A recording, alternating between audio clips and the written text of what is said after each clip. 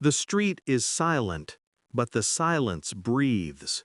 The air smells like metal and rot, and something moves behind the noise of your own pulse. You turn, and every light flickers out. You are not alone. Subscribe to Think What If for more stories that push your imagination to the edge. It starts with a cough, not a scream, not a gunshot, just a single breath that sounds wet and wrong. The kind of sound that makes you step back before you even know why. What if the world's next pandemic wasn't about fever or fatigue, but control? What if a parasite learned to pilot its host? In the jungles of Thailand, ants climb to the top of leaves and freeze, their bodies hijacked by a fungus that eats their minds first. Cordyceps unilateralis. You've seen the pictures. Ants latched onto stems like tiny marionettes, heads bursting with spores. Now imagine that in us. In 2019, a team of scientists discovered that this fungus can alter its genetic activity to match the body of its host. It learns, it adapts. The idea was that it couldn't survive in human temperatures. But that was before heat-adapted strains began to appear in lab trials, before the planet warmed, before we started modifying fungi for agriculture and warfare. Every story of control begins with someone trying to improve nature. Every outbreak begins with good intentions. And what happens when your own body stops taking orders from you? The brain's motor cortex is like a switchboard. A single prion, virus, or engineered parasite could reach it through blood or tissue. Rabies already does something close. It rewires animals to bite, to spread itself. That's all infection is, a command written in biology. You are not sick, you are the message. The more it spreads, the more it wins. Governments have studied rabies variants for decades, trying to understand aggression at a molecular level. Weaponizing behavior was never the goal, they said. But data doesn't stay buried. In obsolete labs from the Cold War, there were trials that introduced hybrid rhabdoviruses into primates. The subjects didn't just rage, they hunted. Always in groups, always silent. Imagine that virus mutating in a modern city, crossing a doorstep on some commuter's breath, invisible and eager. How long before the street outside your window looks different? How long before it smells wrong again? What is the best zombie survival strategy? It might not be guns or fortresses or running faster than the next person. It might begin with knowledge. You'd need to think like infection itself. It spreads through contact and sound, through trust, through denial. People don't believe until it's too late.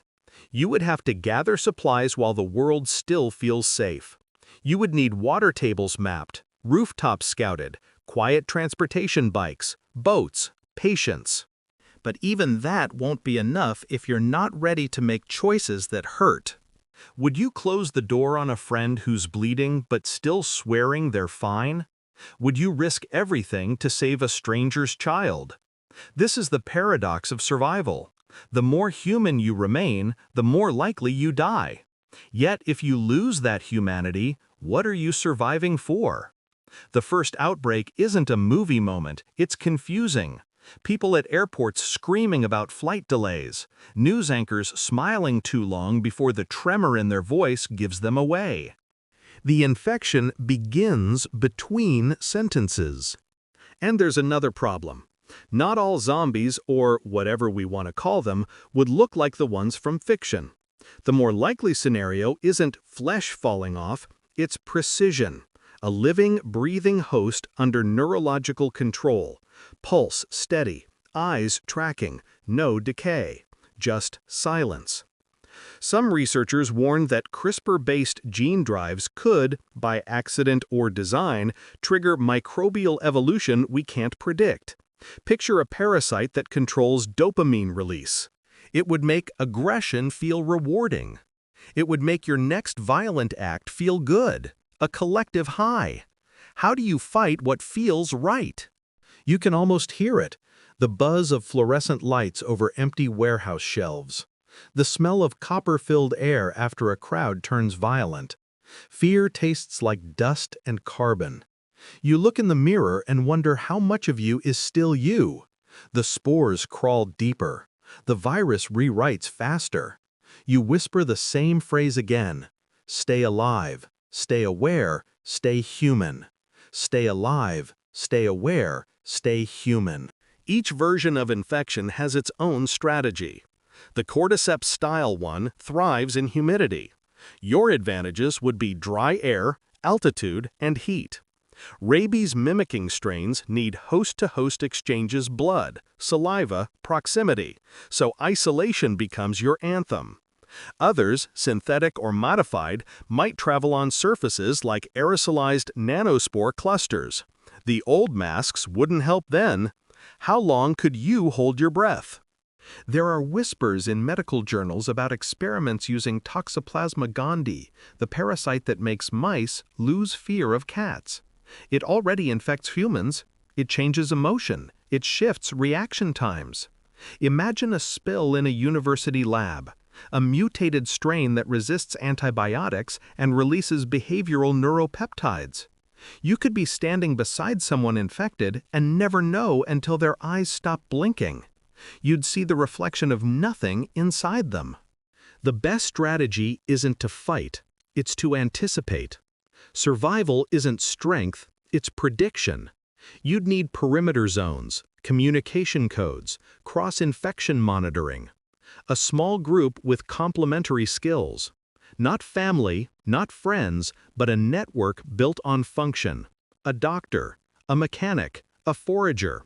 Someone who can stay calm when the sound in the forest changes, when the wind brings the wrong kind of whisper. Would you bury emotion to stay alive?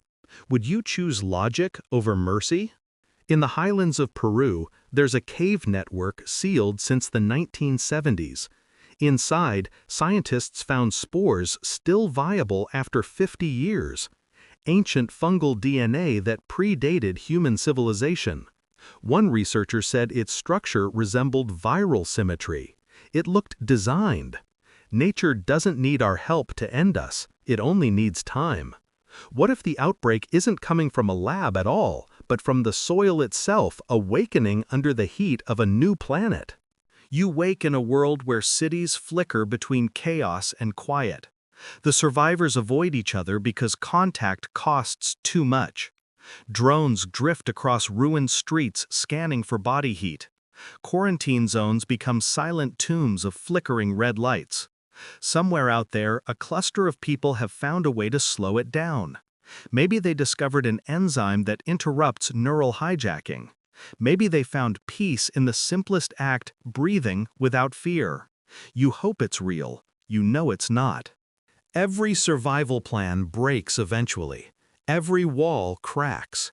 When the infected begin to think, when they organize, you realize your biggest threat isn't their hunger, it's their purpose. A hive mind is efficient. It doesn't tire, it doesn't doubt, it doesn't forgive. So your true weapon is unpredictability. Fire, sound, misdirection.